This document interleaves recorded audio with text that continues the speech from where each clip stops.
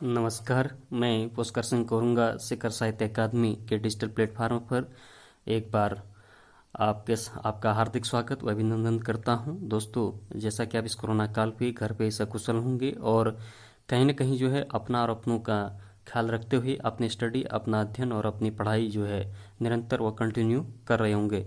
और दोस्तों, जैसा कि आज 30 जून है, तो 30 जून को जो है एक महत्वपूर्ण दिवस के रूप में मनाया जाता है, यानी अंतर्राष्ट्रीय संसदीय दिवस के रूप में मनाया जाता है।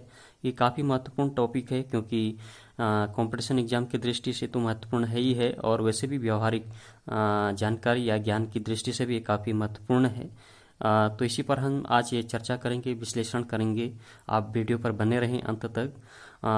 तो दोस्तों, जैसा कि संसद का मजबूत होना लोकतंत्र की आधारशिला होती है। दोस्तों, संसद ही देश के लोगों की आवाज़ का प्रतिनिधित्व करती है। संसद सदन में चर्चा के बाद कानून को पारित करती है और कानूनों और नीतियों को लागू करने के लिए बजट का आवंटन भी करती है। संसद ही सरकार को जनता के प्रति जवाबदेही भी बनाती है। दोस्तों देखें, संसद यह भी सुनिश्चित करने का काम करती है कि जो भी नीतियां संसद या सरकार द्वारा बनाई जाती हैं उससे सभी देशवासियों को लाभ मिले, विशेषकर समाज के वंचित वर्ग के लोगों को वो तमाम सरकारी योजनाओं का लाभ मिले जो उनके नाम पर बनाई जाती है। दोस्तों देखें, भारतीय लोकतंत्र में संसद जनता का सर्वोच्च संस्था है। इसी के माध्यम से आम लोगों की संप्रभुता को अभिव्यक्ति मिलती है। संसद ही जो है दोस्तों इस बात का प्रमाण है कि हमारे राजनीतिक व्यवस्था में जनता सबसे ऊपर है, जनमत जो है सर्वोपरि है। दोस्तों, संसदीय शब्द के अर्थ ही ऐसी लोकतंत्रात्मक राजनीतिक व्यवस्था है जहां सर्वोच्च शक्ति जनता का प्रतिनिधियों के उस निकाय में निहित है जिसे हम संसद कहते हैं। दोस्तों, अगर हम देखें, भारत के संविधान के अनुसार संघीय विधानमंडल को संसद कहा गया है। संसद ही वह धुरी है जो देश के शासन की नींव है। भारतीय संसद राष्ट्रपति और दोनों सदनों राज्यसभा और लोकसभा से मिलकर बनी है दोस्तों, है ना। और संसद की इस महत्ता को समझाते हुए जो है हर 30 जून को जो है अंतर्राष्ट्रीय संसदीय दिवस मनाया जाता है। दोस्तों, 30 जून को 1889 के अंतर संसदीय संघ की स्थापना हुई थी और इसी दिन को साल 2018 में संयुक्त राष्ट्र महासभा ने अंतर्राष्ट्रीय संसदीय दिवस मनाने का फैसला का प्रस्ताव के माध्यम से किया था दोस्तों। और अंतर संसदीय संघ के उद्देश्य पूरी दुनिया में शांति एवं सहयोग के साथ संसदीय संवाद को कायम करते हुए लोकतंत्र को मजबूत बनाना है। दोस्तों देखें, अंतर संसदीय संघ अपनी इसी लक्ष्य की प्राप्ति करने के लिए सभी देशों की संसद तथा संसदों के बीच समन्वय और अनुभवों का आदान प्रदान को प्रोत्साहित करता है। और अंतर संसदीय संघ मानवाधिकारों की रक्षा और संवर्धन में योगदान देने के साथ ही प्रतिनिधि संस्थाओं की सुदृढ़ीकरण तथा विकास में अपना योगदान देता रहता है। दोस्तों, दुनिया के सभी देशों को चुने हुए जनप्रतिनिधियों की एक ही छत के नीचे लाने की पहल 1870 से 80 के दशक में हुई थी। और जून 1988 में अमेरिका सीनेट ने जो है दोस्तों अन्य देशों के साथ संबंधों को प्रभावित करने वाले कमेटी के प्रस्तावों को स्वीकार करने का फैसला किया। और इसकी प्रतिक्रिया में फ्रांस के चैम्बर ने फ्रेडरिक पेशी के प्रस्तावों पर बहस करने की स्वीकृति प्रदान की। तो शांति बहाली के लिए ब्रिटिश सांसद विलियम आर क्रेन फ्रेडरिक पेशी को चिट्ठी लिखकर एक संयुक्त बैठक रखने का प्रस्ताव दिया था। दोस्तों देखें, जून 1988 में अमेरिका सीनेट ने जो है अन्य देशों के साथ संबंधों को परिभाषित करने वाली कमेटी के प्रस्तावों को स्वीकार करने का फैसला किया।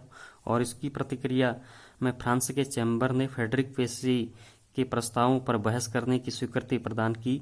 तो शांति बहाली के लिए ब्रिटिश सांसद विलियम आर क्रेमर ने फ्रेडरिक पेशी को जो है चिट्ठी लिखकर एक संयुक्त बैठक रखने का प्रस्ताव दिया था।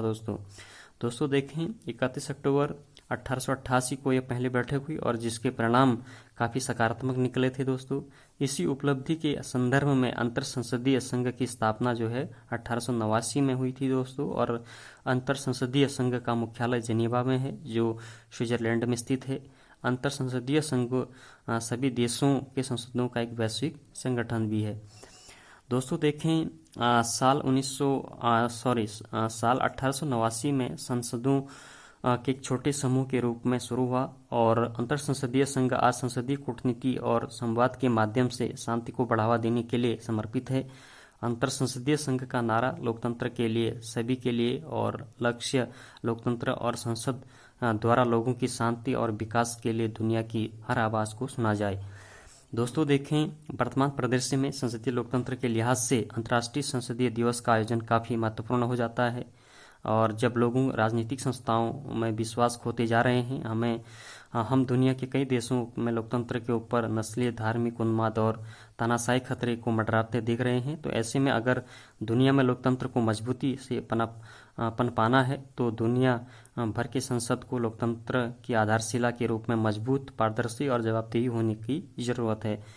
वहीं अगर भारत के संदर्भ में अगर हम बात करें दोस्तों, तो संसदीय लोकतंत्र काफ़ी मजबूती से बीते 68 सालों या 70 सालों के सामने आया है। संसदीय प्रणाली के लिहाज से दुनिया के 193 देशों में से 79 देशों में द्विसदनीय और 114 देशों में एक सदनीय व्यवस्था है।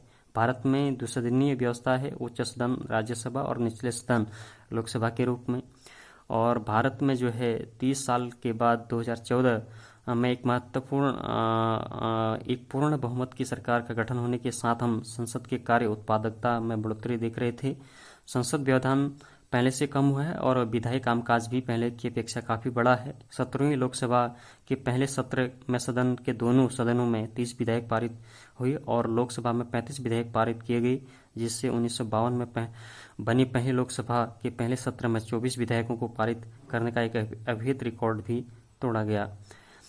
वहीं अगर हम देखें, इसके साथ यह भी सच है कि संख्या बल में कमजोर होने के कारण मुख्य विपक्षी दल की प्रतिपक्षी नेता का भी ये पद हासिल नहीं कर पाया था।